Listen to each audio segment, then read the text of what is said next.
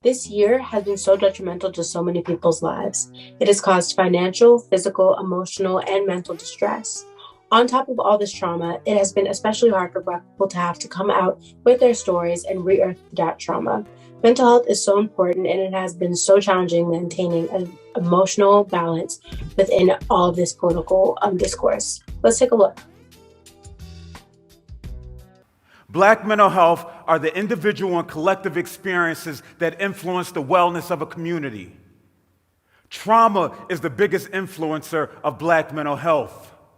We're talking about historical trauma, slavery, Jim Crow, the civil rights movement, the Tuskegee experiment, up until present day trauma, when you see somebody that looks like you get killed in their home. Rest in peace, Botham Jean. When you see somebody who's living with mental wellness issues get killed by the police. Rest in peace, Laquan McDonald of Chicago, Illinois.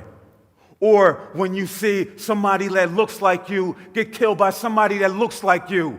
Rest in peace, Triple X Tentacion. Just being Black in America can be traumatic, Then being Black and poor, that's another level of trauma. When I think about historical trauma, I think about the institution of slavery. You cannot remove the historical trauma, especially the institution of slavery and those institutions that came afterwards. Mass incarceration is traumatizing. And then you have environments that are Black people are disproportionately to be in violent environments. So that's exposure to violence. That's a huge risk factor that will accelerate or exacerbate mental health disorders. You think that these kids in Chicago don't have PTSD? They waking up to gunshots all the time. They, every day of their lives, they're probably hearing about somebody they love or somebody they know getting killed, getting murdered. Like, you think that if you're in a city where it's 70 shootings in a weekend, you're not gonna have some type of PTSD? You think you're gonna get guns pulled on you and have somebody cock the gun and hold it on you? You think you're not gonna have some type of PTSD? Like, that just comes with the territory. Like, any traumatic experience can give you PTSD. I think it's important for us to have conversations about, open conversations about mental health, especially with me being Black, because we never had therapists in the Black community. So when it came time to look for a therapist that looked like me, there were none. In the African American community, it's been such a taboo. We really don't take care of our mental. We don't, and we should. We suppress a lot, and it comes off as, and when we do express ourselves, it comes off as rage. Well, we have a lot to be upset about, right? But and not to shun those feelings, but they need to be channeled, or they need to be expressed in a healthy way. Because see, when we're talking about depression and anxiety for Black men especially, it doesn't look like somebody laying in bed for 6 and 7 days on end. No, it manifests itself through anger and rage. I used to be very angry and frustrated, but then I had this ability to write my pain.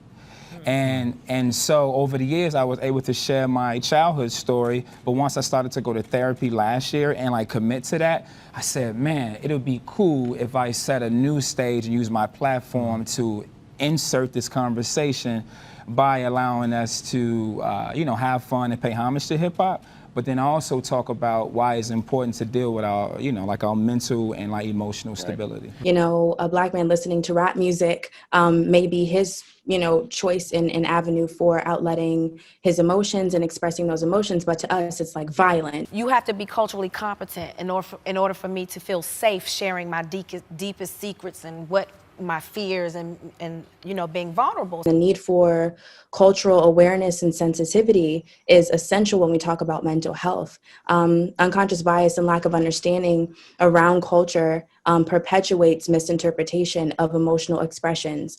Find you a spiritual advisor, find you a guidance counselor, find you a therapist, find you an elder, just somebody that you can sit with and just get those things off your chest. We've been sold this definition of real in our communities that's so false. For so long, we've been told to pray our problems away. We've been demonized. We've been misdiagnosed. There's a lot of trust issues. Mental health is a challenge that we need to accept, not ignore. Accept the challenge. We accept any other challenge that's presented in front of us. Mental health is no different. So let's face the challenge individually, but understand that we're facing that challenge collectively.